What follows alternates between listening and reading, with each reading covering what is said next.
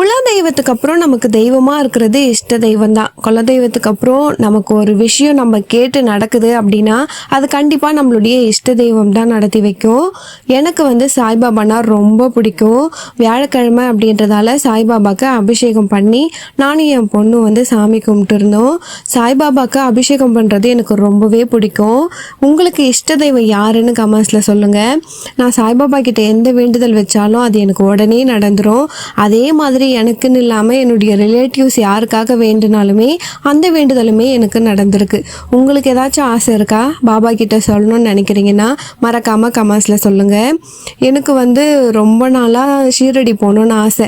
ஆனால் சாய்பாபா வந்து நம்மளோட வாழ்க்கையை எப்போ நெக்ஸ்ட் ஸ்டெப்புக்கு கொண்டு போகணும்னு நினைக்கிறாரோ அப்போ தான் வந்து நம்மளை அங்கே அழைப்பாராம். எனக்கு இப்போ வரைக்கும் அந்த அழைப்பு கிடைக்கல. நானும் ரொம்ப நாளாக வெயிட் பண்ணிகிட்ருக்கேன். சீக்கிரமே நடக்கும் அப்படின்னு நம்புகிறேன். உங்களுடைய இஷ்ட தெய்வம் யாருன்னு கமெண்ட்ஸில் சொல்லுங்கள்.